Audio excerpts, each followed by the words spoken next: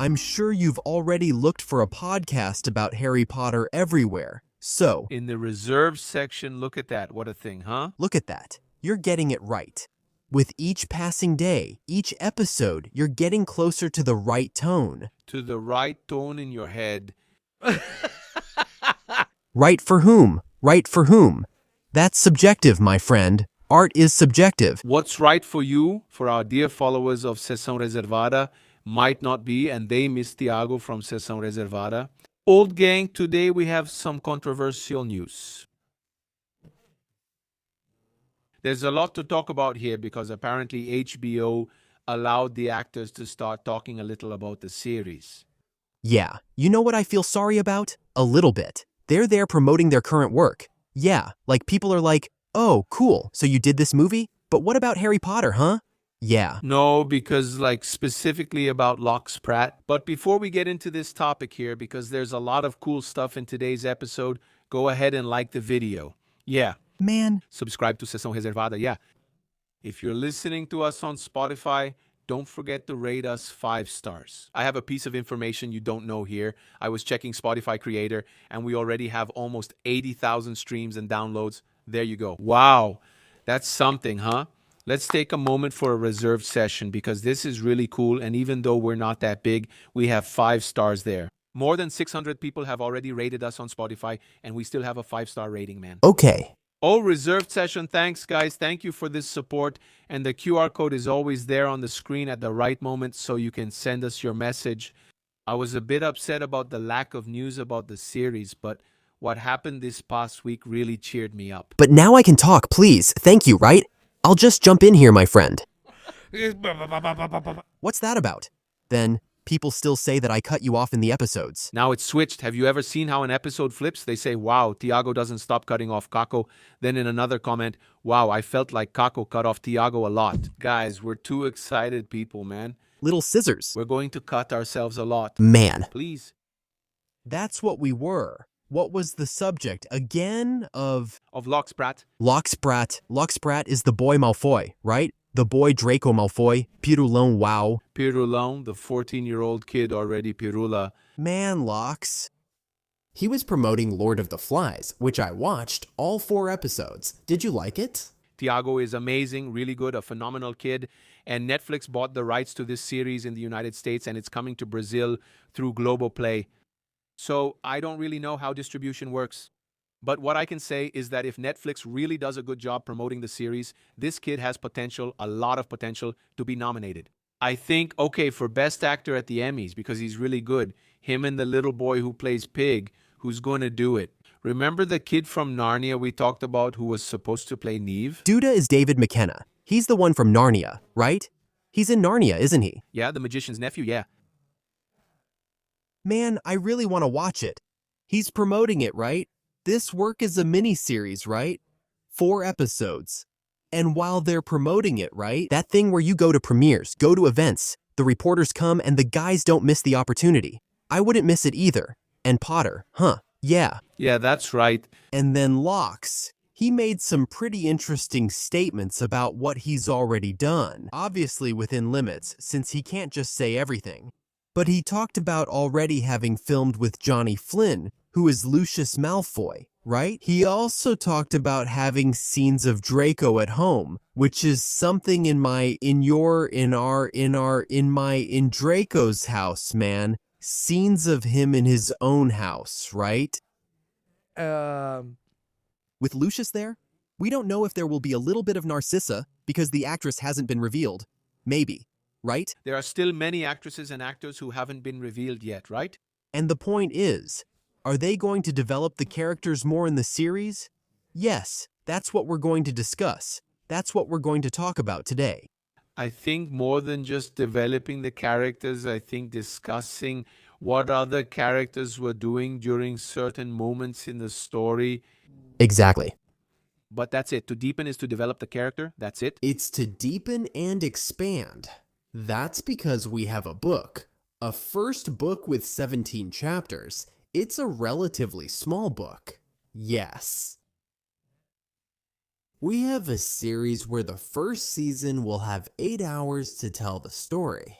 2 episodes per chapter. If you stop to think about it, look at how much you can develop, guys. 2 episodes for each, 2 chapters for one exact episode. So, like, there's a lot you can talk about. There's a lot you can cover, covering everything that's in the book without leaving anything out. And even more, because that's where this extra bit of exploring the characters comes in, which is that story. We follow the book from Harry's perspective most of the time, but in other books we have different perspectives.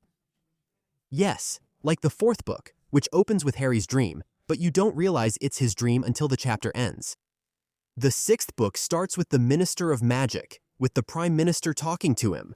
The last book starts there, The Rise of the Dark Lord, which is the meeting The rise of the Malfoys. of the Death Eaters with Voldemort. So, in the books themselves, we already have this different perspective from Harry, and in some small moments in the series, we're going to have more of that. We're going to see things happening. While Harry is doing one thing, other things are happening, and we're going to see those things happening. And I think that's really important. There's this point where he specifically talks about showing Draco Malfoy at home.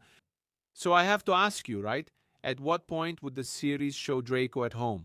We have a few moments before he goes to school, because we have all those possibilities. That rumor that we would see Hermione's mother, or Hermione Granger, at home as well. The possibility of seeing Hermione receiving a letter from Hogwarts, do you think we would also see Draco receiving the letter from Hogwarts? Or, I don't know, at the school's Christmas, we would see Hermione at home telling her mother some things about Hogwarts, for example, and Draco also during that period of time. I think that, honestly, I can't say for sure and make a final decision and say it's going to be at this moment or I think it's going to be at that moment. What I think is, there are moments that need to be respected. In the story, Draco appears for the first time at Madame Malkin's. If he's going to appear that way, I think it's essential. That first encounter with Harry, without Harry having any idea who he is important. Agora, Now, after he's already been introduced and after he appears a few times, showing his essence, then yes, you can show something before, like showing him at home, or maybe at Christmas. But I think some points need to be respected. With this statement that came out, I've already seen a lot of people commenting like that. Man, so does that mean we won't get a little bit of Dobby? That's the point. That's a problem. And aren't you afraid of your own shows? Of course, you have a team of writers who are super focused on not letting this kind of thing happen, not letting this kind of mistake happen.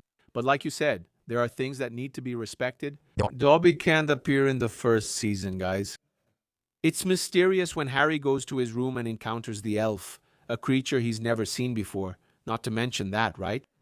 Not to mention that he doesn't know Dobby belongs to the Malfoys. It's a Dobby plot, right? One of the plots is that Dobby belongs to the Malfoy family. Okay. That's it, guys. So that's the point. When we talk about respecting boundaries, we're also getting into a very dangerous area, and we have to talk about that, of course. How can they do that in this thing of expanding and in this thing of showing? Before, for example, I even made a tweet. One of the scenes I love most in Harry Potter is Harry entering the burrow for the first time. Yeah, man, isn't it a great feeling? You gotta know the burrow along with Potter. Wow. Itchiness. Are you okay there, Checo? Itchiness, you go along with Harry because, man, it's... Wow, girl. This little jump is the selection. Man Bastila. For example, it has to be like this. Harry gets to know the burrow with the audience. Things from Harry's point of view, for example, Harry gets to know the burrow. For the first time in Chamber of Secrets, if they show the burrow in Philosopher's Stone, I don't know if I would like it. It loses a bit of the charm, doesn't it? Do you understand the audience? I think so, since many people need to remember that. A lot of people will get to know the story for the first time there. That's right. They'll want to be interested in reading the books. And I think it makes me a little scared. You said, oh, Draco shows up after Madame Malkin's. Okay, but does it make sense to show Hermione before the Hogwarts Express? Because if Hermione, or she tells that a wizard knows, what I mean is, oh, she's telling Harry on the Hogwarts Express that a wizard visited her because she's a muggle born. And this moment to change it is I believe that. right. I believe that I really believe in the ability of the people who are working on the series because, like, We definitely don't doubt that, for sure. Everyone who gives any statement who is involved, the actors, they always say, hey guys, it's all good. Everything's here. Like, the people who are doing it are amazing, really. And we have no doubt because you just have to look at the work these people have done. You know, if you look at the resume of Mark Millard himself, Francesca's resume, Adriano Goldman, the director, the costume designer, who also was, right? There's a rumor that he's going to be one of the directors, right? I saw the director, I think, of episodes 5 and 6. Yeah, he did Andor too. He also did The Crown, right? So, you see a closeness between the works. You see a similarity in the works of the professionals involved, that they worked on very similar projects. Like, you know, from The Crown and Andor, we also have Adriano Goldman, you know? And then, Francesca and Mark, they've already worked together on a hit. So, man, these people's resumes are really impressive. And I really like to believe that they wouldn't take on something as grand as Harry Potter just to mess it up, you know? And that's the thing with fans. I have this thing too. Sometimes we think we know more than the talented people who were hired to do the job. But sometimes we do know. No, but there's no doubt about it, yeah. No, there's no doubt.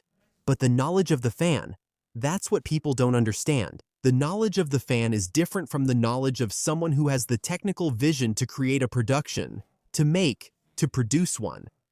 because sometimes we have a thought like, wow, it would be really cool. It should have this, this, and this. But does it really work? Does it fit? Does it make sense? So, we don't have the probable technical, professional knowledge that those guys have. We have our fan knowledge and what we want to see. Of course, and that's valid. It's not invalid. No, it's not invalid. That's very valid. But then there's that care of showing things at the right time. Man, I think it fits. Totally. Hermione there on the platform, hugging her parents, saying goodbye, wishing them a good school year. Yeah, but now, does it make sense to show Hermione before Harry meets her character? That's a really valid question because think about an audience that's never experienced Harry Potter. They'll see it and be like, who's this girl? So, that's the point, right? They have to please both people who are watching for the first time and those who are already fans, They're going to pick up on things. Obviously, they'll see it and say, wow, Hermione, wow. But sometimes, You might even see her mom calling her Hermione. There you go. You're being introduced to a character here. Okay, Hermione, come do this thing, Hermione. All right, you don't need to. The audience will recognize Hermione, book readers will know her, and others will see she's a character named Hermione who will be important to the story. honestly, I can't imagine it. I don't know if it's because of the bubble we're surrounded by here, right?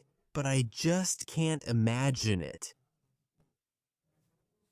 Even people who haven't consumed Harry Potter, even those who aren't fans of Harry Potter, I can't imagine someone who doesn't know who Hermione is, who A's is. People know who Emma Watson is, but then they're going to see a different person. Of course, I get it, Hermione, but it's associated with Emma's image. I'm telling you, I'm going to love it. And I think it'll be one of my favorite scenes from the first season, seeing Hermione with her family and getting her Hogwarts letter. I think it's an amazing feeling, but it makes me really curious to know how they're going to do it. How they're going to do it. Yeah, right. Definitely these points of view. Yes, definitely how they're going to switch from one character to another, right? For example, did you see that latest rumor that came out that they're saying Dumbledore's office will already appear in the first season Yes, portraits, right? with the portraits? So they're introducing two former Hogwarts headmasters already, who back then, I don't know, back in the Order of the Phoenix era, they're important in some way because, you know, they talk and it's cool.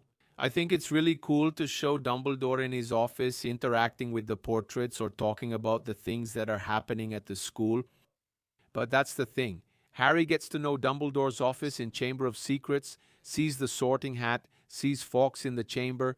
Yeah, so then I'm not sure if Harry entering the office would be a thing. Like, the Burrow.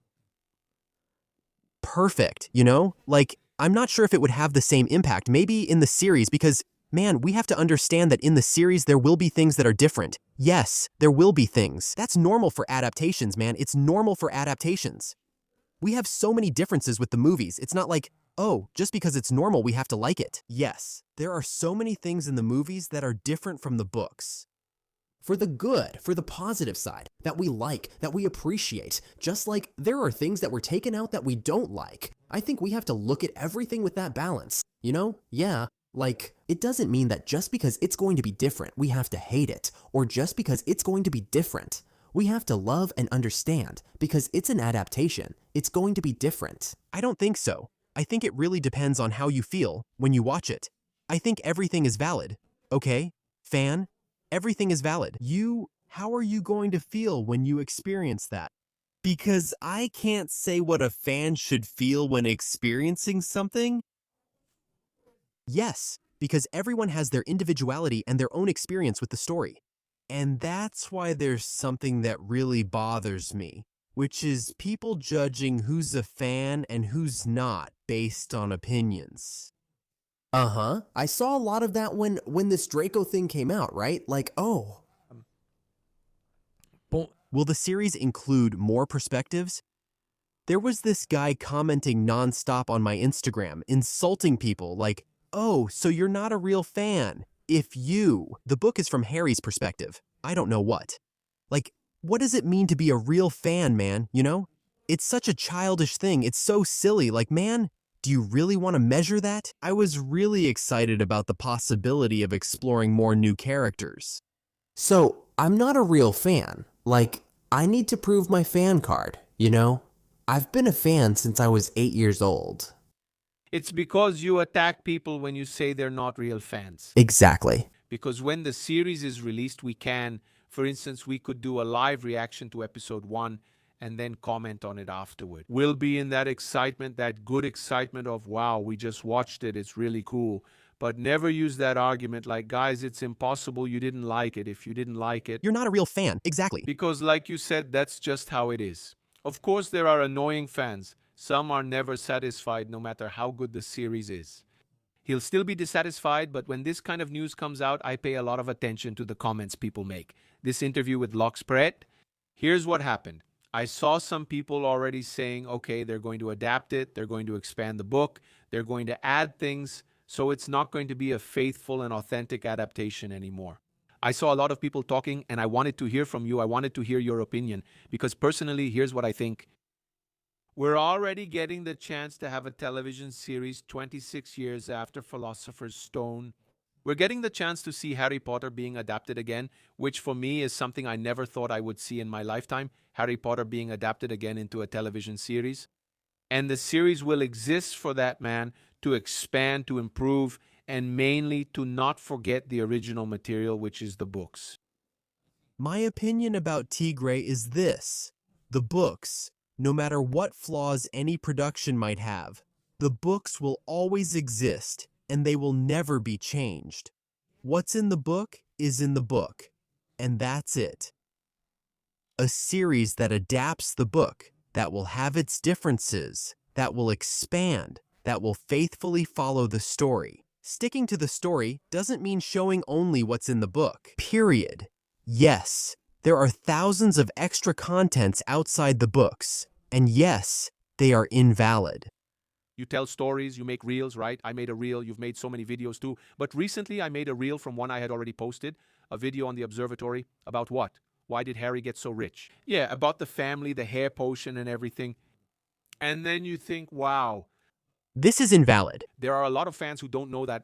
And look, that's just one of the texts. There are more than 45 texts. There are 100. There are more than 100 texts. 100 original texts that the author used from the Pottermore platform, from the website, to expand the story.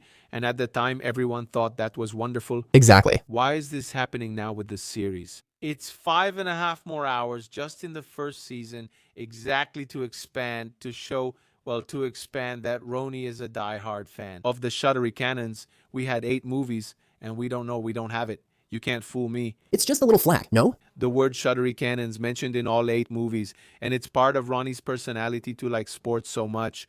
He even argues with Cho over it. The room Ronnie's room is decorated with shuddery cannon stuff. We only have that as a visual in the movie, right? Nothing is said. You know, so why not expand on it? Oh, but Ronnie in the movies, he just makes jokes. That's all he does. So now in the series, they're going to show that Ronnie is more than that. Ronnie has this personality. Ronnie likes sports. Ronnie likes this, likes that. It's time to develop the characters and add more for me. Yes. The point is, I think what's extremely important is that the series can't leave things from the book out just to make things up. And that's the point that, for me, can't happen. We both agree. It can't happen like that. You don't need to make things up, like the burrow catching fire and leaving things out. You know that's what upsets the fans? Like, why show the burrow catching fire and not show Dumbledore's funeral properly? Why not include the Gaunt memory just to show the burrow catching fire? If that's not in there, I understand, but scenes like Harry and Hermione's dance were added and are beautiful. Exactly. Okay? And the series will have that freedom too, yes, and it's good for fans to be aware of that. I think the series will add new scenes. Yes, It will, for sure. those will be the scenes most judged by fans. Yes, because fans will be paying attention. Will it once again not show Hermione, for example, doing the potions challenge? No, that can't be left out. They're just examples, okay? He's not going to show more of Walter's Day. We already know he will. So we have to be careful because sometimes this shot can backfire. For sure. Because, you guys are, damn, it's really cool to discover Hermione's childhood, her relationship with her parents, but what about that scene over there? And the midnight duel then, and the dragon, them going there to get Norberto, right? I honestly think that in the first season, this won't be a problem. Yeah, because there's plenty of time. Yeah, so they'll be able to cover it, they'll be able to put everything in and still have time to cover more things. I think that later on, this might start to be a bigger concern, because the books get more and more robust, right? Yeah, with more and more details. So, yeah, that's it. They have to be very careful with that. So, maybe they can explore more of the characters in these first seasons because there's room, and in the later ones, explore the characters that show up there, like a Gilderoy Lockhart, a Sirius Black, a Lupin, a Rita Skeeter, Ludo Bagman. Yeah, explore the people who show up, because the ones who have already appeared have already been explored, and they just keep getting developed more and more, and the events keep unfolding throughout the story. So, yeah. But one thing that a lot of people don't seem to pay attention to when making these analyses is that we already have the 8 books, the 7 books, right? We already have the 7 books published. We already know what happens in the story. So, if you're going to adapt 100% of what's there, without adding or removing anything, Pô, Man, creatively speaking, what's the point? How interesting is that? We just want to see the scene that's there for the sake of seeing it. I'll share an example we didn't cover in the session. I'll just mention here Nick Frost, who's going to play Rubio Hagrid. He gave an interview where he said he had to learn how to knit for the role of Rubio Hagrid. And then, okay, I said fine. So I went to look it up and Hagrid does appear knitting. When they're talking on the train, on the subway, yes, he's making like a little hat. I think it's yellow. Yellow. Then I said, man, that's the level the series is going to. Yes, exactly. Harry was knitting on the subway, so Nick Frost, you need to learn how to knit. Exactly. Damn, it's cool. Even we go, man, that's really cool. Yeah, and if you stop to look, all these details, like they make a difference, Like, for example, when Minerva is there, in front of the Dursleys' house and all, it's described that she's sitting on a wall, right? And all. In the movie, she's just there with the cat, transforming. and then Dumbledore even speaks. She says, "How did you recognize me in the book, right?" And he says, "Ah, my dear professor, I've never seen a cat sit so stiffly." And then she says, "You would be stiff too if you had been sitting here on this wall all day." So, that's something we can see. Minerva sitting on the wall, instead of being somewhere else. Do you get it? These are small details that they're taking care of to make it more professional. That's fidelity. It's you remembering the person you were, I don't know, when you read the books for the first time. Exactly, that's fidelity, you know? Taking the fidelity of the story and putting it to the test. So it's not going to be authentic since there will be expanded scenes. Come on. We know that Draco has a relationship there with his parents, that he's spoiled, treated like a little prince, like a little king, and that's why he's like that. That's a fact. We just don't see it happening. We just get him. We already receive a Draco in the story. Already shaped? Yes. What happens to him is a fact. It happens. It's not something they're making up in the story. And that's the point where people say, oh, they're going to romanticize Draco because he was like that, because he wanted to be. But guys, sorry, an 11-year-old kid isn't like that because he wants to be. He's like that because he learns to be that way. Uh-huh. And then a lot of people don't. I'm not making excuses for his actions either. No, He'd never do that, not even then, no. no. Never, so it doesn't make sense. Isn't it? Is that what this is? I'm not giving an excuse. Yes. Yes. I'm stating a fact about the character's development. Exactly. He is a jerk. Yes, he is prejudiced. He's just like Draco. He's a loser. He's a jerk. He's a damn prejudiced guy. He is. Uh-huh, he is. But what made him like that? No one is born like that. No one is born that way. Uh-huh. Yeah, the movie leaves it subjective, right? Exactly. We meet his father. We see his father belittling Senior Weasley's profession. Exactly in the second book there at Flourish and Blotts. So we already understand that, okay, he's like that because of it, but his relationship with his father is nice. Lox Pratt said in this interview that he filmed some scenes with Johnny Flynn, who plays Luthor, and he said that he has a lot of presence. Did you see in the interview that Johnny Flynn researched what it is? Johnny Flynn said, he said that I have a lot of presence. I went to talk to his son, right? He said, no, Dad, that's something. It's cool. It's cool. Positive. I thought it was really cool. Man, this generational difference is really cool. And Johnny Flynn, he says, my character Mal, he gives an interview, he says, barely appears in the first book, actually, Lucio. Yeah, he's just mentioned, right? And mentioning, and it's not even directly. Draco says, my father. I'm really curious to see how Lucius will be. I think that Madame Malkin's scene will be the first time we meet Draco, and yes, Lucius will be in that scene. Yeah, somehow when Draco leaves the shop or when they're coming in, I don't know if, but the Madame Malkin scene has to be there. Yes, it definitely has to be there. Because in the movie, he meets Draco there on the stairs. Okay, but for me, it's really cool. Yeah, no, I want the Madame Malkin scene to be there. I want them to have their first fight there on the Hogwarts Express, with Scabbers biting Goyle's finger anyway. Yeah. Going back to the whole romanticizing thing. The movie's already romanticized some characters. Snape, Draco himself. Snape was the most romanticized one. One of the most romanticized. But Draco, like, in the movie, they gave him a bit of a romantic touch. Yeah, but not like that in Half-Blood Prince, but not straying too far, because in the book, he's in a whirlwind of things, of emotions. He's realizing he messed up. He's feeling it firsthand. What it means to be allied with Voldemort, what Voldemort's power really is, what the real Voldemort is like, right? Because he grows up in an environment like, oh, back in the days of the Dark Lord, things were good. Uh-huh. Then, when he gets there, oops, it's not that great after all, you know? So he's experiencing it firsthand, and he gets a task there that, man, Voldemort did on purpose. It was for him to fail and be punished, you know? So he gets the task of...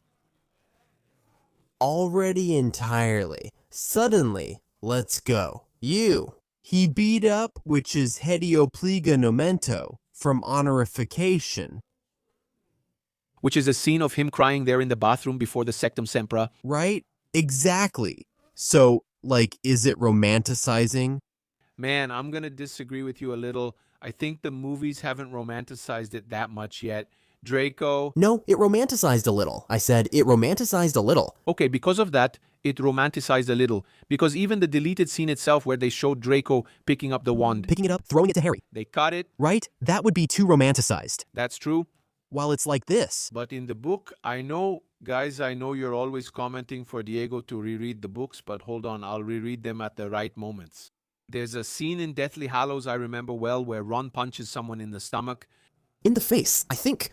Yeah, but it's because he kind of hesitates to do something. I remember that he does.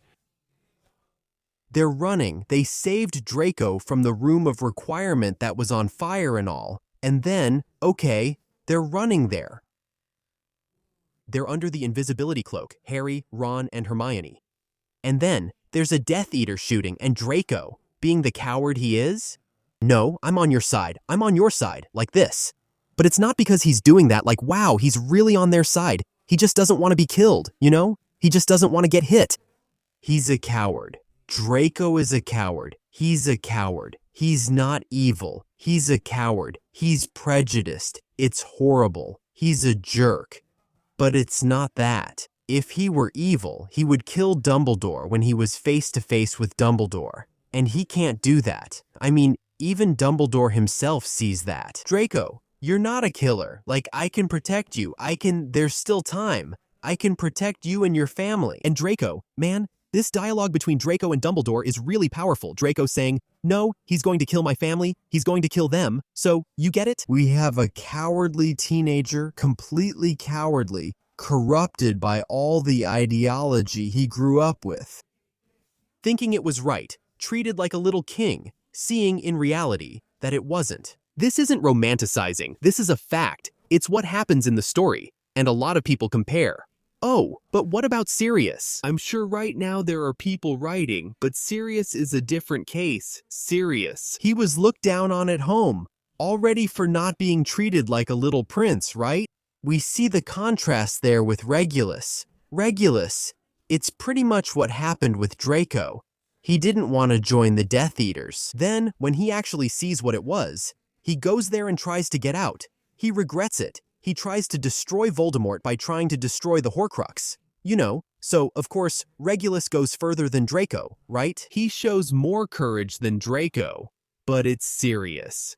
He went to Gryffindor when he was still a child, at 11 years old. That was already a reason for his family to despise him, you know? So he was despised. He wasn't spoiled. So it's a very different development if we stop to compare the characters. The character development. If we take Dudley and Draco, then yes, we have an equivalent comparison. Dudley is exactly a product of his parents, just like Draco Dudley. He was spoiled. He was treated like a little prince. He had everything he wanted. He threw tantrums because he knew he could. He copied his parents' behavior. You get it. So, and interestingly citing this example of Dudley and Draco, also in Deathly Hallows, Dudley has his moment of redemption. There, when he shakes Harry's hand and says, I don't think you're a waste of space. Exactly. In other words, it's like, I know my parents treated you badly your whole childhood. Today, I see that. I treated you badly your whole childhood, but today I see that, it's maturity. Exactly. He simply matured and saw the weight that Harry carried his whole life. Exactly. And when I say it, I think it's very important to make this clear. When I talk about Draco, I hate Draco. I hate Draco. And I hate when people make up things like, oh, after Hogwarts, Draco wrote letters apologizing. That's romanticizing. He wouldn't do that. Draco in Cursed Child was completely romanticized. He joins the trio exactly, he acts and right? So, that's something I don't like. I think Draco is extremely obnoxious. Draco is prejudiced. And what I'm saying isn't to take away the weight of the things he did. No, the things he did have to carry the same weight. In fact, in the series, they have to show exactly how he is in the books to make it worse, that he's really obnoxious, really prejudiced. Do you get it? So, do you get it? I don't feel like Draco is like that. That's my opinion, okay? I think Draco is a guy who's that kind of character that shows up so much in fiction everywhere. I think the more of a jerk, the more of an idiot, and the more cowardly the character is, the more chance he has to mature and have a redemption in the exactly. I think the fans themselves already expect that a little bit. Yes, because the fans realize that Draco is like that. He's a product made by his parents. The fans, they notice that. So I don't think it's wrong. Some. Okay, is that so? Others say he's like that because he wants to. But I, looking at Draco in the future, even though I have a lot of criticism about the Cursed Child story, When I look at Draco in the future, I see a Draco who regrets, a more mature Draco, a Draco who now has a son and doesn't want to repeat the same mistakes his father made with him. Exactly. I see that in Draco. We can't deny that. You can't deny it, especially because there's a line from Draco, right? There's also a line about him. There is. Yeah, written by J.K. Rowling, where she says that, yes, Draco was a reflection of his parents. Yes, that he, after all the horrors he experienced firsthand there, right, in the Second War, he rejected the pureblood ideology. After that, and he tried to raise his son away from that, without teaching him those things. And keep in mind that the grandfather was still around. Right, Lucio. Exactly. And Narcissa and Lucio didn't change at all. They still held on to that obsession with blood ideology, with blood purity. They didn't change a thing. Did you understand? But Draco, because of everything he went through there, everything he experienced firsthand, he really saw that it wasn't cool. So it's that thing. When he was a kid, when he was treated like a little king, pampered, he acted that way and thought it was super cool to be the jerk he was. After he started to experience things firsthand, he was like, whoa, wait a minute, So I think that if the series goes deeper into this, it's not romanticizing, it's just a fact. You know what I would think is really cool? Draco is always with Crabbe and Goyle. That's one more reason why he's a coward, right? He's never the one who attacks. He lets the big guys exactly do the work for him. And I think the series could even explore Crabbe and Goyle a bit more. Yeah, because we see in the cemetery scene when Voldemort comes back that there's Their parents. their parents, right? He says Goyle, right? McNair, right? And it's cool to show this side too, like Slytherin. Unfortunately, we say that the movies villainize Slytherin. But Slytherin how? Too, right? But the books too, man. The books too. All the parents there are Death Eaters. It's just that simply what happened with the Hogwarts houses is that people, the fans, started to identify with them. Then it started to be like, okay, every house has its positive points and all that. But also, since the book is that story, since the book is from Harry's point of view, and he has a huge grudge. Against Slytherin, it's true, because Voldemort was from Slytherin. So it's justifiable for the book to have, Man, the guy who killed his parents is from that house. man, and everyone he sees there who's a coward is from Slytherin, except for Wormtail. The professor who's literally mistreating me is the head of that house, man. So there's not much I can do. Then he meets Slughorn, who's cool. Well, kind of cool, but he's annoying with that thing of only hanging out with important students, right? Looking down on the others. But he's a good guy, not a bad person, Slughorn gives me that vibe of someone who's addicted to networking, Who likes it? He's that rich guy who likes to be around other rich people. Yeah, exactly. He's going to have dinner, he's going to invite just the family. It's like if Fausto invited Luciano Huck's family, and so on. Today, it's Fausto's pizza night. Man, Do you think Catching on Fire? yeah, but man, let me tell you something really cool. I watched the 4 episodes of Lord of the Flies, right? And Lord of the Flies, if you go watch it, it's coming to streaming soon. Here's the thing, it's amazing. He plays a character named Jack. This adaptation, it already happened back in 1963 of Lord of the Flies, and then later, if I'm not mistaken, there was a movie or another series in 1990, and now this is the 3rd adaptation. This series, it was written by Jack Thorne, who wrote Cursed Child and now Adolescence on Netflix, right? And Jack, who is the antagonist, he's kind of a villain in this series. He's like Malfoy. It's incredible when you watch Lord of the Flies. Jack is Malfoy. In fact, the person doing the soundtrack for this series, look at the coincidences, is also the one who will do the soundtrack for Harry Potter. Hans Zimmer. No, it's Bleeding Fingers. Oh, okay, the studio? Yeah, it's the studio, right? Bleeding Fingers did the soundtrack for this series, and there's a scene in episode 1 without giving too many spoilers. But like Jack's character, he's a hunter, right? The kids split into groups, then there are the hunters. It's a really cool book, a really cool series. He's responsible for killing a pig because they're all stranded on an island, And Jack's character is the one responsible for hunting, so he goes to hunt the pig. But when it's time to kill the pig, he doesn't have the courage. And then the character called Pig, who's a chubby guy with glasses, David McKenna, he sees him hesitating to kill the pig. Then he comes over and says, like, don't tell anyone about this, okay? You didn't see me doing this. And he makes Pig believe that he's the one to blame, that he just didn't kill it. But I said, that's totally Malfoy. There's a scene where he talks about his father. My father was this, my father was that, as if he had a cigarette recording the bullying he does to others. So if you watch The Lord of the Songs, you'll see Draco there. I want to watch this series. Watch it. I want to watch it. It's about that thing of... And going back a bit to romanticizing, right? What don't I want? I also don't want people to make excuses for Draco, you know, for his actions. Yes, I do want them to explore and show the reasons, but Draco does have redemption. He has a certain redemption, which is when he can't kill Dumbledore. That's already a sign that he wants to fulfill the mission. Because it's his father, even if he's a jerk. His father is in prison and he wants revenge because of that feeling. They're conflicting feelings, you know? Like, okay, my father is wrong, he's a criminal. But still, he was raised his whole life, spoiled, he got affection, he got love. It's different if his father treated him like trash, you know?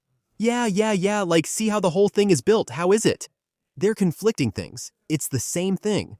Duda, who keeps putting teacups out for Harry in the last book, and Harry even trips over them. He thought Duda was trying to mess with him, but no. He was putting out teacups. He didn't know how to say it, how to do it, but he was. That's really cool, you know?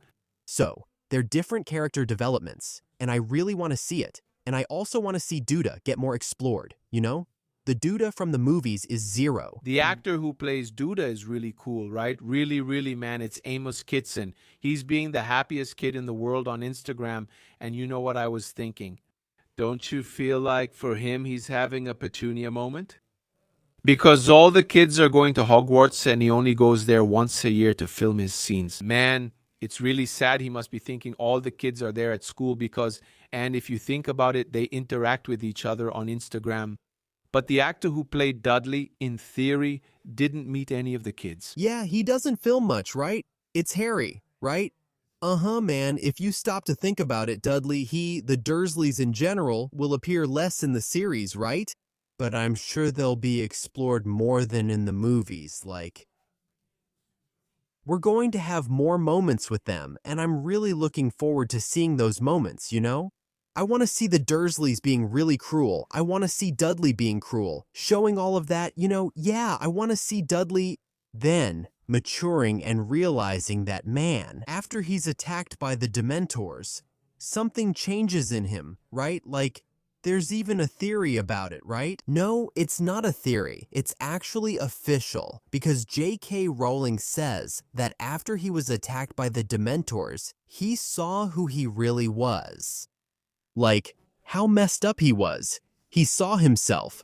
For the first time, without a mask, he saw himself. Yeah. So, that's really cool. And that's when his change starts. You know, so I want to see that. Just like I want to see more of Neville, man.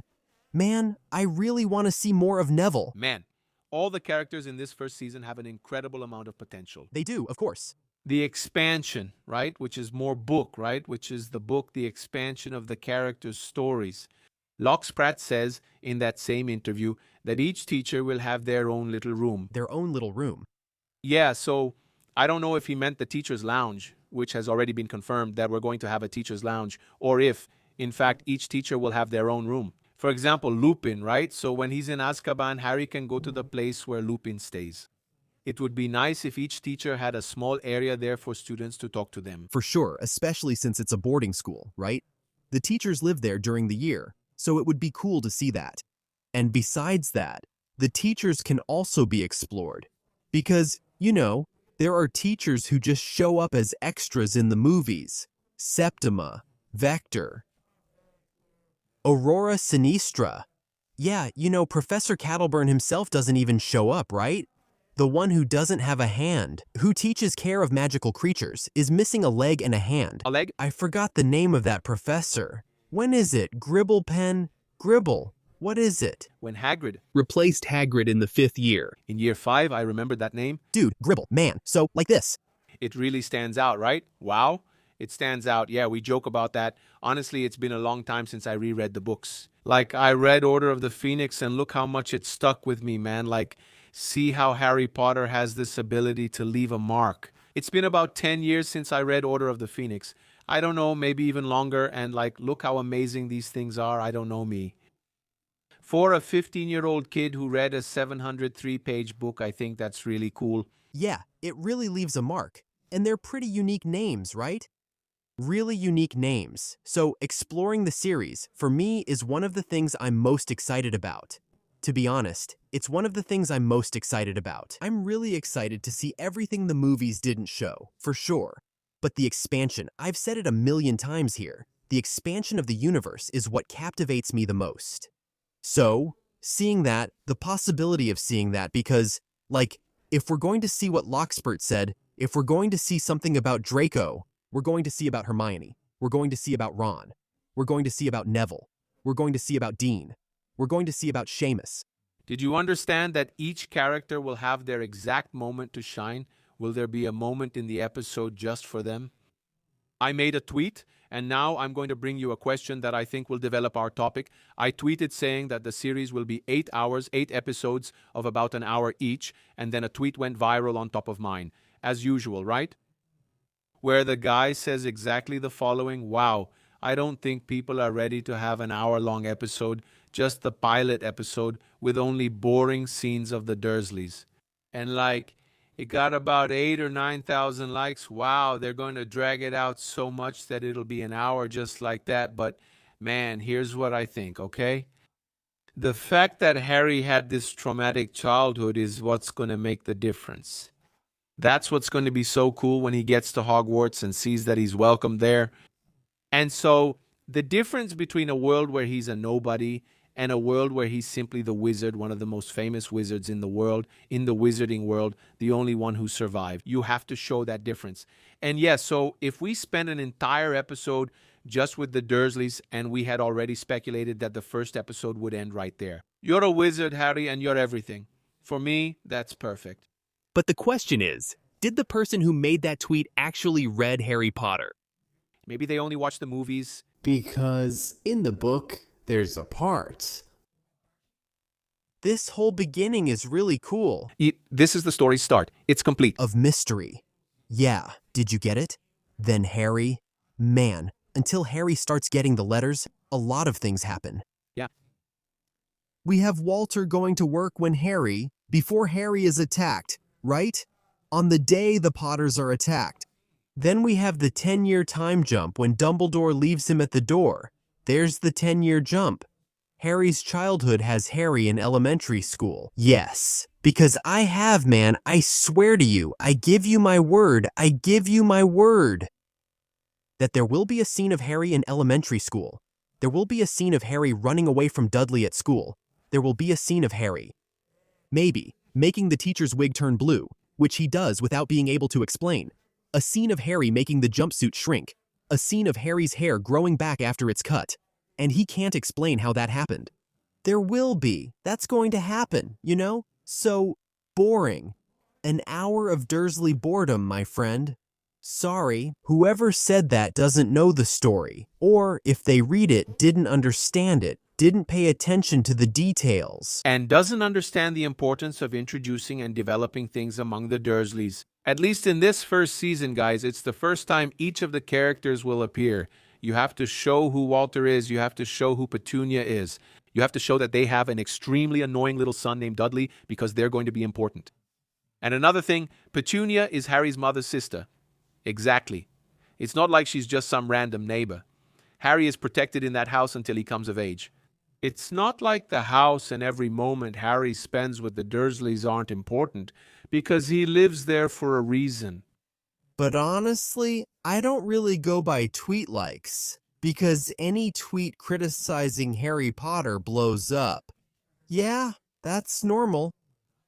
Because people who don't even know about it like it, right? Like it, because criticizing Harry Potter is hype. Why are you criticizing something? So, Because back when we watched the movies, and they cut Walter's day, right? Walter going to work, working. Most 90% of the fans said, man, how could they cut Walter's work day? It's so fun to see the weird things happening, and we've already seen this being filmed now with the leaked scenes. And it's really cool, man. It's definitely really cool to have the day. Because the first paragraph, the first sentence of the book is Mr. and Mrs. Dursley of 4 Privet Drive were proud to say they were perfectly normal. Uh-huh. Very well. Thank you. It's the first chapter for both. Yeah, for sure. It's the introduction to the story. There's no reason not to explore it.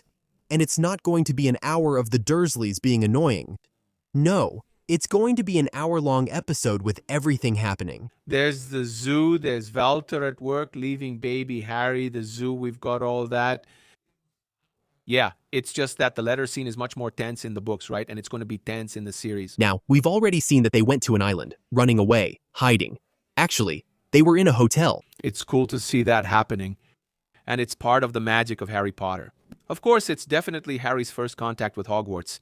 Man, it's basically his uncle stopping him from getting the letter from the school. From being who he is, right? That's why it makes a lot of sense. The first episode ends, I'm telling you, the first episode ends not with you're a wizard, but with Harry already knowing that he's a wizard. Yes. Okay, so I believe the first episode will end before leaving Diagon Alley. Yes?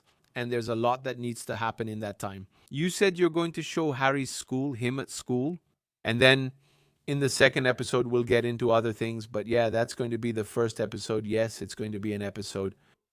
And they also filmed at Gothic's Hollow, that Halloween scene, which I don't know if it's going to be the opening of the series. There's still more to cover. Exactly. Voldemort is still attacking the Potters.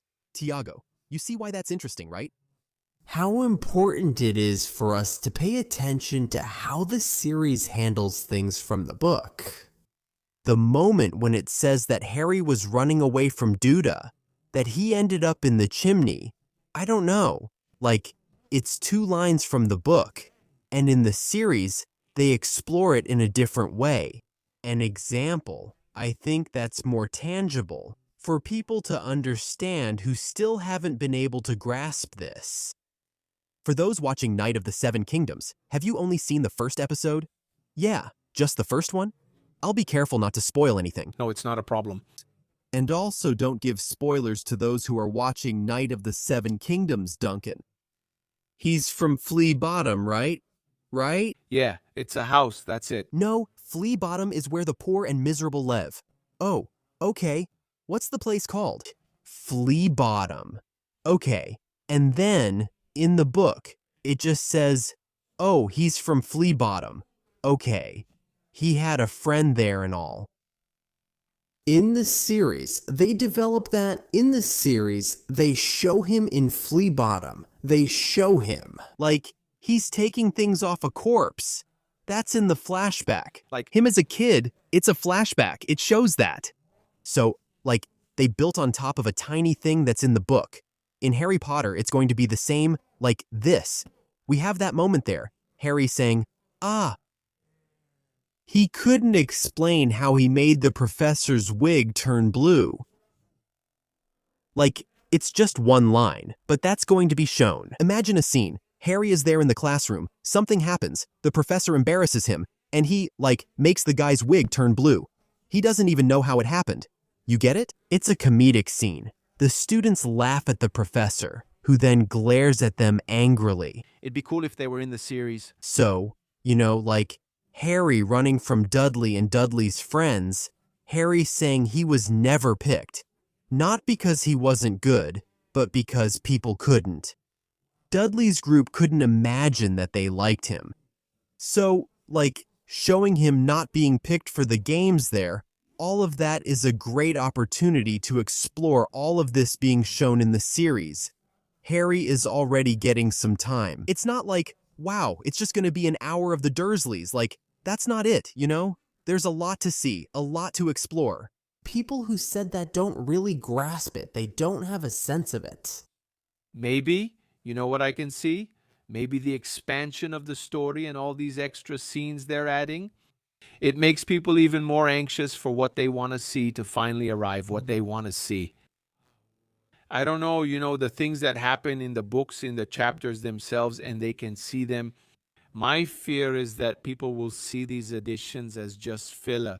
I even use that term because it really creates this concern about what they're going to add, what's going to be important, and what won't be, you know?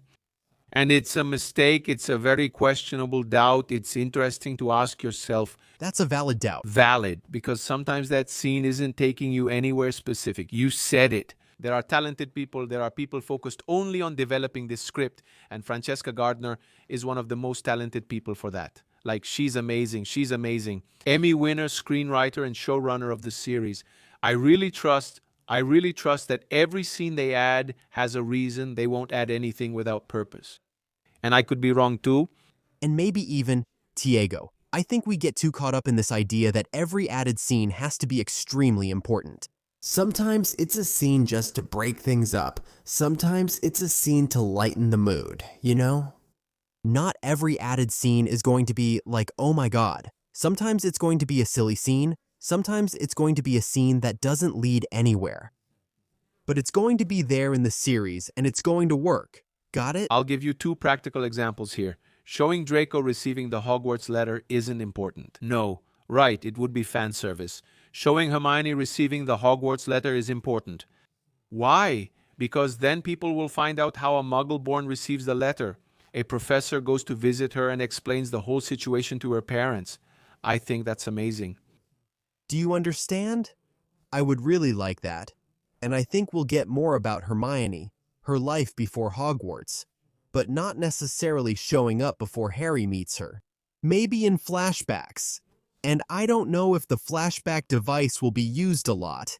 And flashbacks, depending on how they're used, can get a bit worn out. Flashbacks already give you that feeling of, oh, now it's broken up, right? You kind of get a little frustrated. Because, are you seeing that moment? The showrunner, I know there's a flashback in the second to last episode of Knights of Seven Rivers, right? The showrunner has to justify it.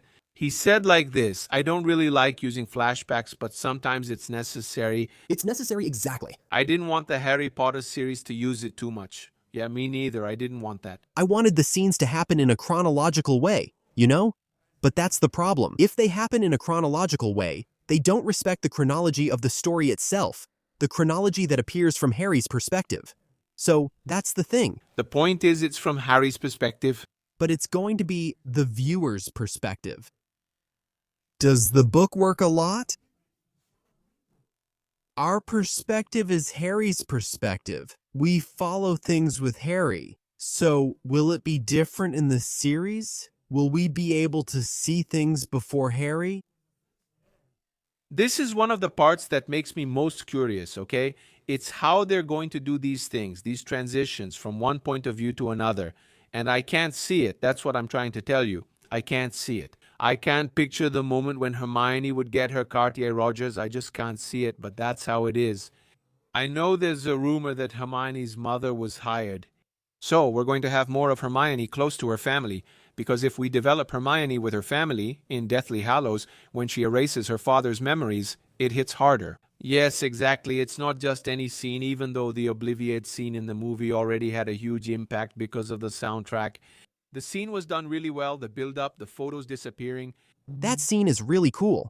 You know, even though it's canonically wrong, it's really cool. Where or in what part is it canonically wrong? Well, Hermione doesn't use the Obliviate spell She only uses a modification. Of memory. She alters memory. Yeah. And like, that scene isn't a perfect example. It's good that you mentioned her scene. Erasing her father's memories. She is a perfect example of things we know happen, but we don't see happening. In the book, it doesn't show Hermione doing that.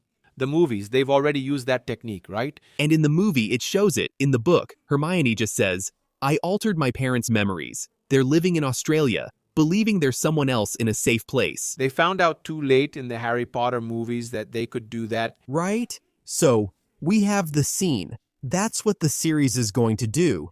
The series has the possibility to do much more. Do you understand? Mr. Weasley, look how cool. Let me give you an idea here, Mr. Weasley. In Chamber of Secrets, we know what Mr. Weasley does, right? He tells Harry there at breakfast. Night 9 knocks. Okay. Because in the series, we don't see Mr. Weasley working, closing up for the day, doing the knocks, arriving at the burrow, right? And getting to the burrow, you know, with Harry already there. Exactly, we don't make the transition. The point of view to Mr. Weasley, exactly. You get it, him arriving there the same way. Him? Man, I think it's really cool because you develop what he does at his job. And I think it's even a way to connect the dots.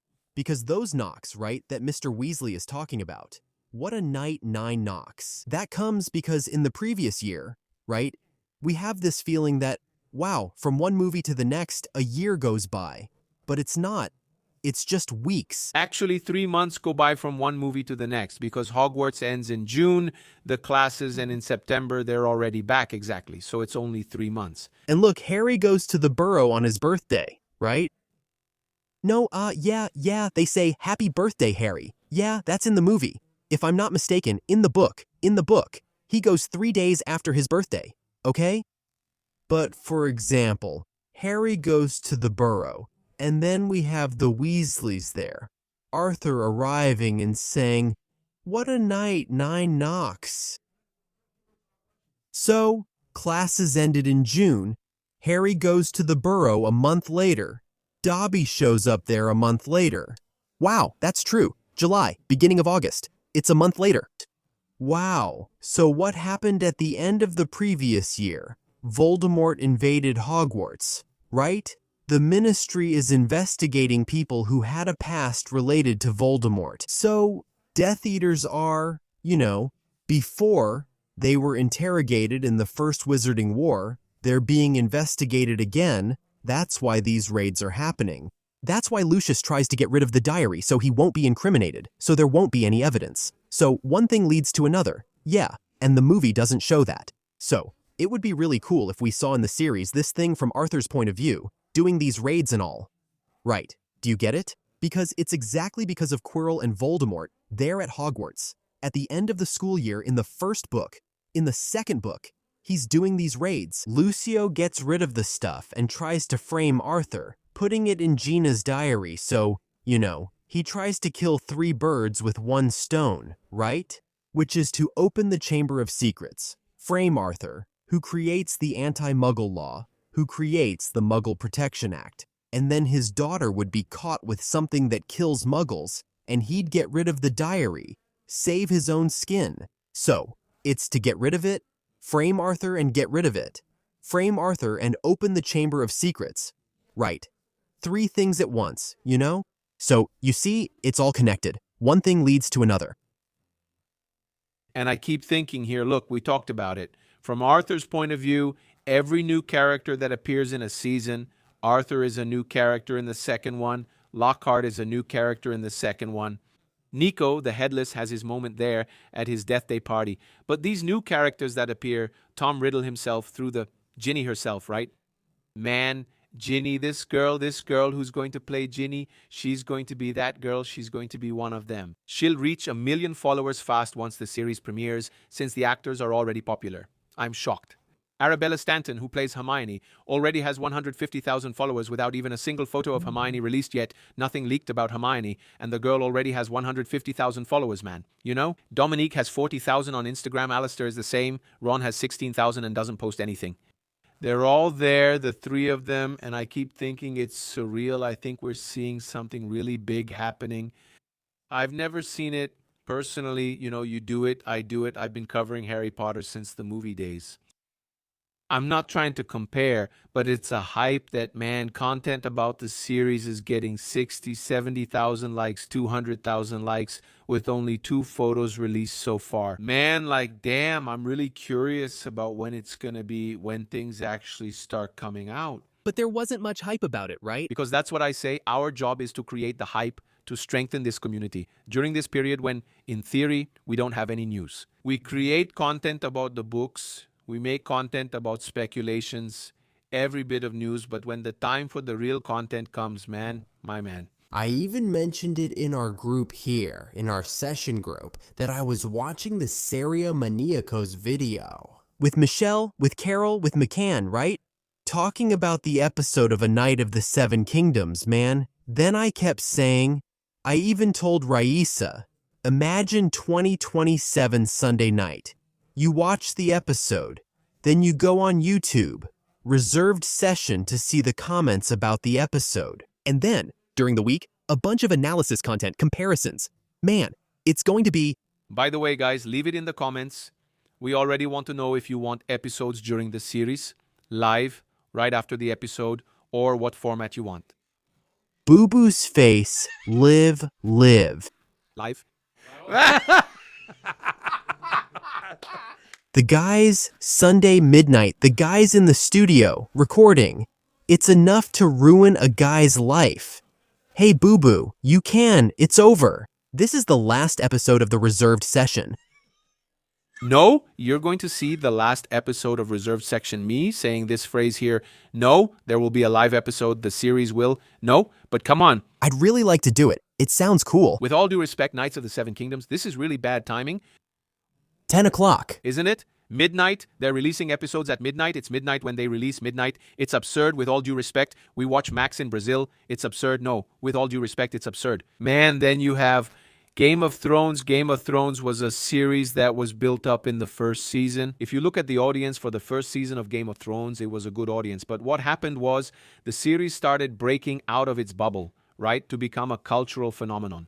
And maybe the fantasy series, actually, not maybe, the most acclaimed fantasy series on television of all time in terms of audience and engagement. Then you see comes a Knight of the Seven Kingdoms, whatever you want to call it. Now that it's breaking through the bubble, okay, but the last episode is coming. The last episode is this Sunday, and now it's just barely breaking through the bubble. This also applies to Star Wars series spin-offs, for example, Under. Star Wars fans think, damn, it's one of the best series ever made in the Star Wars universe. But then it'll just stay in the bubble. I think it's the goal. I think it's the show's mission to reach everyone because it can't just stay like that. You know what gets me upset? The fans are like, oh, such a good show. Why do you have to beg for the Game of Thrones fan from 10 years ago to watch this show? Now you ask yourself this question, like, I don't know, it's over. The hype, it was really all about the hype, right? With everyone talking about it, I need to be included, right? The fear of missing out, the fear of not belonging to something, I think that's it. The fear of not belonging to a conversation, to a debate. It created that with Game of Thrones, but it doesn't with House of the Dragon. It happened a little. I think it created a little. A trailer is out already, by the way, as we record. It did a bit of what Game of Thrones did since it was the first series after, right? But I get upset with these spin-offs because I really get annoyed because sometimes people miss out on a great series. Because, oh, it's not Game of Thrones, it's kind of like Fantastic Beasts, except in this case, Fantastic Beasts had a lot of mistakes.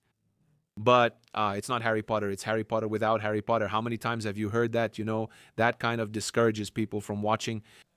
That was my rant for today's episode. See, guys, change the schedule, man. I just don't think it's plausible, even if it's about the schedule. Come on, guys, we're from Latin America. Midnight is way too late for us. Man, okay, so you guys watch the episode on Monday on your way to work because, you know, everyone works, everyone. Man, for me, the Harry Potter series can't be released that late. I think it should be released earlier. Like, at the latest, 10 at night. 9 or 10, I think they'll release it early since they want to reach a younger audience, whether they like it or not. Just don't release it in the middle of the night, okay? Oh no, did you see the time Percy Jackson was released? 5 in the morning, man, seriously? Like, 5 in the morning, I mean, okay, what do you want me to do with that information? Only real fans are going to be there already. Watch Percy Jackson. I've never seen a show with so much viewership and engagement on social media, charismatic actors who know how to use social media. I'm saying this before anyone else says it. I was supposed to criticize Percy Jackson, but honestly, I think they're doing an amazing job with the series. But it has a huge difficulty breaking out of its bubble, breaking out of the bubble. They're lucky that their bubble is very engaged. You know, they get 200,000 likes per post, you know, and I really value that. I think that's the fans, but outside the bubble, you never hear anyone talk about this series, yet it still has an audience. That's just how it is.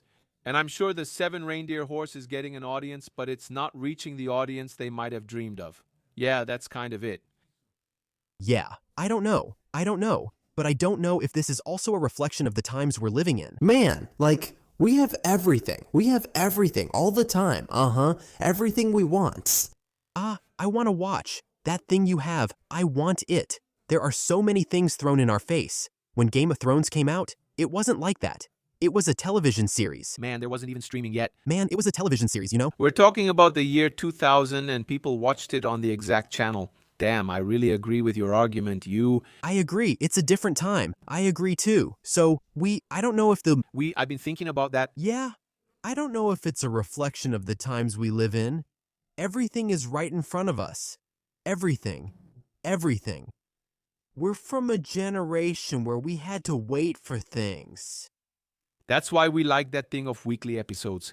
And the younger generation already wants everything at once.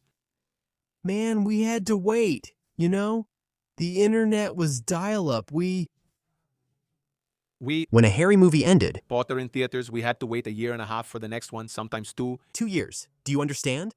And it was like this. Either you wait, or you wait, buddy. Or you wait, or you wait. No. Do you get it? Nowadays, everything is right in front of us. Everything is just thrown here, you know? Like, man, all the streaming services with things happening, so... And doesn't it make you sad that the hype for things like this lasts so little? Because it makes me a little sad. Man, to be honest... Not me, no. Stranger Things. Who's talking about Stranger Things now? It was a cultural phenomenon of the last 10 years, man. But the trend is only going to get worse. I get really sad, Raul, because things... Why? Because we come from a generation, we're 36 years old, and I still like a show that I first watched when I was 11. Yes, exactly. And for me, that lasting feeling is what gives things importance. Yes. And that's something that was built, right? I'm worried that in 10 years, no one will remember Stranger Things. Do you get it? I don't know if that's the case, but people forget quickly. They move on quickly. Yeah, and I'm not saying it's important for us to point out. We're not talking about the hardcore fans. We're talking about the general audience, right? Like, they watched it, consumed it, and that's it. And that's okay. Say whatever you want about Harry Potter fans, okay? But one thing Harry Potter fans did and still do really well is building a long-term community. Yeah, man. Like our own channels were examples of niche content creators, who kept producing content that got millions of views. Man, about something that had ended, I don't know, 5 years ago, 6 years ago, Harry Potter in Brazil has always been really strong. There are rescreenings of the movies in theaters. We fill up the rooms, always sold out. Success, success. Sometimes the biggest premiere of the first quarter or the first half of the year is the rescreening of Harry Potter. Yeah, it's bizarre. So these things bother me a little because I miss people. I'm passionate. I've gone through several hyperfixations throughout my life with things that I liked and still like to this day. I get upset when I see something getting a huge hype and then nobody talks about it anymore. Yeah, it's really crazy. Honestly, it's not something that... No, it's something that, I don't know, doesn't really affect me much. I think in this regard, I'm very selfish. I like it, that's it. If I like it, I don't depend on other people liking it. You know? I get that that's not what you said, but the hype doesn't really affect me anymore. It's like... About the hype, I like it, and man, that's for me. It's cool. I'm going to like it. That's it. You know, I think the media is really responsible for that. It's also part of making things timeless. A Jurassic Park, a Back to the Future, a Godfather, their cultural products, wonderful ones. So many old movies, also Titanic, Oscar winners from the 70s, 80s, 60s. That's it. Yes, I think it's part of it. Each thing will mark an era of society, and that's it. And yeah, so expansion, we like it. We're looking forward to it. Man, what are your final thoughts on this topic? My final thoughts are that I'm really excited. I think one of the main goals of this series is exactly that. Besides being a faithful and authentic adaptation, as they promised, I think I would be really happy with a faithful and authentic adaptation. But I would be left with the feeling of, wow, with all this time, that's all they did. So I'm hoping for more. I hope the episodes develop better characters, that they give them time. An Olivia Wood of life, a Susanna Bones, I don't know, any character, a Katia Bell, who gets their own time. Cedric has to show up in the 3rd or 4th season. Actually, Cedric has to appear in the 3rd. Start developing him there, so when he shows up, he's already a known character. Don't make the mistake, right, of Bill. We need Bill for the wedding, Bill with Fleur. Let's just put them in the scene at the Potter's cottage. No, so that kind of thing doesn't happen. So I'm excited. At the same time, I'm a bit worried because I don't want this to turn into quote-unquote filler that people call just dragging things out. So I want it to be well done, dynamic, right? I don't want these moments to drag on too much, but to really be something dynamic, fun, and cool to watch. That's my conclusion. Man, for me, it's the same thing. Nothing more, nothing less. I think the fear will always exist. Like, I'm still more relaxed about it. Because I have a lot for myself. Because the books are the books. They're there, and nothing can change my experience with the books. Nothing will change the story. If I want to read there, I read, and that's it. Nothing can change that, just like nothing can erase the movies. And the series will be the series, you know? So, my concern is still small, but of course, I want to see something beautiful. I want to see something of quality. I don't want to see filler. I want to see, look, if we're going to explore a character more, let's do it nicely. Let's do it right. Let's make it cohesive, you know? Yeah, so I think there's a lot of room to explore. Not just the students, but Quirrell too, who's the main villain of the first season, whose big plot needs to be explored better, right? So, I'm curious, really curious, excited, super excited. I really want to see all this expansion. I really hope that the elements that were built throughout the story of Harry Potter, not just in the books. I want the elements that were built throughout the story, not just in the books, but in extra texts, games, everything related to Harry Potter to be included there, to be referenced. I think that even in the gardens where the images came out, right? In the gardens there are animals shaped like, there are bushes shaped like animals, right? From the Hogwarts houses on the set, that's a reference to the games, which had that in the games. So there's an eagle for Ravenclaw, not a raven, right? Exactly. So, like, I really want to see this. I really want to see it. I think it's a chance. I said it in a tweet of mine, and I'll say it again. It's a golden opportunity. It's a golden opportunity, and that's okay. Who wouldn't want to see this? I'm not going to say you're less of a fan. Unlike a lot of people who keep saying, oh, you're less of a fan. You're not a fan. Not a real fan. I think that's stupid. That's something that not even kids do. I think this thing about being less of a fan, more of a fan is a fan. Only we know how the story connects with us, how it touches us. So that can't be measured by anyone. And not forcing yourself into something, right? There are people who really grew up and lived through the movies. And it won't be the same as it is now, and you won't feel the same thing you felt back then, so don't pressure yourself to feel the same way. Also, exactly, I hope you see it in a natural way, in a fun way. You know, think about it. You have this chance to see Harry Potter being adapted again in your life. Twice. That's great. That's cool. And remember the famous phrase too, right? That people say it will never surpass the original. But the originals are the books, not the movies, right? The series doesn't even intend to surpass anything. It's not a competition between the series and the movie. The actors themselves aren't encouraging that. It's a complementary relationship. Think of it as a complement. You always have the books in your life, you always have the movies in your life, and you'll always have the series in your life. Enjoy whatever you feel most comfortable with. Exactly, bro. If you don't want to watch the series, just don't. No one is obligated to watch anything. You get it? Because we're not going to force you to keep watching. What's annoying is, you guys want to keep bothering the people who are happy and enjoying it. You know? Like, that's just a need for attention, you know? Sometimes I share something happy and someone complains, but if you don't want to watch the show, don't watch it. Just be quiet.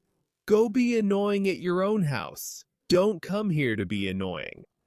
Everybody knows that at the end of the day, the person is going to be hitting play on the boy who survived making some popcorn in 2027. That's the reality of my house, Brazil. Guys, leave in the comments what you think.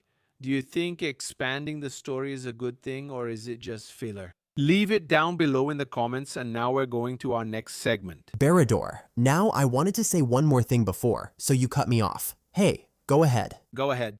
Go ahead and you know something else. Tiago is... Screaming moment. Relax, I'm serious, and you know more. People get too attached. The thing is, nostalgia is a trap. We've even talked about this before. It's not that people want to go back to that time because that time was perfect.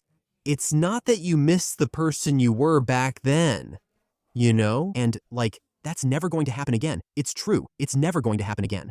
Yeah, guys, there was someone who said they think it's disrespectful to the series, disrespectful to the actors who have already passed away. Guys, that's what actors are for. Actors don't have a face. Actors play characters. There's no such thing as disrespecting the actor. Because, come on, right?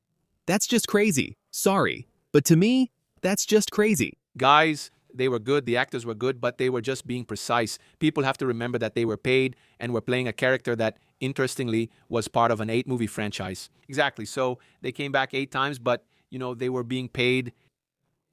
We don't owe anything to these actors, and often we'll end up disappointed with them. They'll give interviews saying it was just a role. Exactly. So, sometimes we put them on a pedestal that they don't even want to be on. There are actors who love playing those characters. Alan Rickman himself wrote several times in his diaries that he was disappointed with some things about the adaptation. So that's it, man. Exactly. We can't put them on a pedestal. Oh my God. I have to be thankful. I'm grateful for this role for the rest of my life. And for several actors, it was just a role. The actress who played Sprout, day or night, she's always speaking badly about the fans, And I think that's almost, I don't know, kind of dangerous. Like, wow, disrespecting the actors, disrespecting the movies, wanting to erase the movies. That doesn't exist. When a guy's respectful, like Tom Felton, people say he can't move on. Oh, move on then. So what are you going to do? Like, That's the... welcome to the internet. End of the day. You. When the actor is grateful for the rest of his life, people say he can't get over it. It's the same poor guy. I feel really sad for the actor who played Kiko. You know that video? 80 years old, he's still doing it. Can you create a character like Kiko? I'm proud I'm exactly proud to wear of Kiko at 80 and knowing I'm still relevant. in some way. Man, exactly. But the people who say that stuff, honestly, with all due respect, actually, with no respect at all, haven't built anything in their lives. And they keep being annoying, exactly. The guy created an iconic character. Man, I don't know if it was him or if it was Carlos de Lagrange or the ex-Panista Balanes. He lived through it, and it's still relevant today. He draws crowds. His purpose was to be Kiko, so let him stay that way for the rest of his life. Bro, He's all good, exactly. end of the day, people just seem to want to be annoying. That's it. This is the internet. Welcome to the internet 2026. Ixa, no. Wow. No, from the start, welcome to today's world where a guy can't even enjoy the character he played anymore. People just want to be annoying, really. Like, damn, this doesn't even make sense. But let's go to our little screaming moments. Well, guys, the QR code is always here on the screen, screaming moment for you to send your message, and we'll read your messages. And that's it. Let's go, screaming moment. And our first message is from Riza Daniele. Do you guys think the dance scene between Harry and Hermione was for fandom shipping or just friendship, man? I'm absolutely sure there's nothing about shipping them as a couple. There. It's a scene that shows their friendship and a fragile moment in the war, including the lyrics of the song when we stop to listen. Because it's a song that talks about war. It's a song that talks about innocent people being killed. Yes, it's a song that talks about the moment they're living through. So Harry tries to cheer her up when she's really depressed. There, yes. They're not happy there. They force a moment of lightness. You know exactly. She laughs while dancing with them, but then quickly gets serious and pulls away. She, the sparkle. Exactly. So it's kind of like finding a little moment of joy in the middle of the chaos. Exactly. It's very beautiful. That scene, Isms, is beautiful, but it's all about friendship. No. Anyone who roots for Harry and Hermione would be happy with a scene like that. But Richard Loeb said, "Hi, do you think it's possible that the series will premiere on October 31, 2027? That would be a good move considering Harry Potter." Richard, it's already been confirmed that the series will be released. No, I don't want it, man. I don't want it. I want it. I don't want it. No. In this case, I don't even care about the holiday. And I don't know if we've already talked about it here in the session, but it's already been confirmed that the series will arrive at the beginning of 2027 by HBO's own boss between January and April. Right there, exactly to be able to compete in the First 4 months. at the 2027 Emmy Awards. But then, Richard, I hope it doesn't come out on that date. No, crazy in October. Are you crazy? Rogerio sent the following. Why in Fantastic Beasts do the wizards use their wands as umbrellas? And in Potter, the kids? Is it over? That's the question. The children. Is there no continuation? Don't go for it. It's the children. And the children? I think I know. The children use umbrellas at Hogwarts. They're at the Gryffindor match, man. It's about aesthetics. It's a creative decision for the movie. It's not from the story itself, you know? And another thing, it was at the time when they were making Fantastic Beasts, Harry Potter didn't even know it was going to come out. Fantastic Beasts. So, like, in Fantastic Beasts, we see adult wizards and all, and at Hogwarts, they're teenagers. They're there with those umbrellas that were made more to be a product to sell later than for anything else. Yeah, the best example is old Gambon, there in the orphanage scene. Yeah, and everyone knew that Jude Law was playing Dumbledore. They weren't 10 hard years.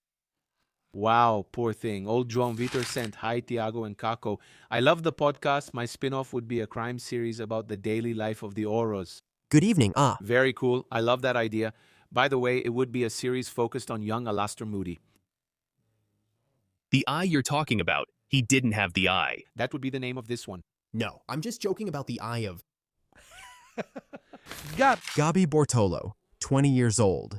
What do you think about a spin-off about the other magic schools, like Durmstrang? Kisses. I love you guys. Kisses. Thank you so much for the affection. Kiss. Thank you. I like the idea, but I think, man, a spin-off is something you have to be really careful with, because it's really easy for it to flop. So, as a fan, I think it's really interesting, but I believe it's never going to happen. And the HBO boss said there are no plans for a spin-off. The focus is all on these next 10 years. So in the series, that idea that we would want to have a spin-off during the seasons, forget it. It's completely off the table. And our last question here for today's shout-out moment is from Nathan Batista. He says, "Hello, friends.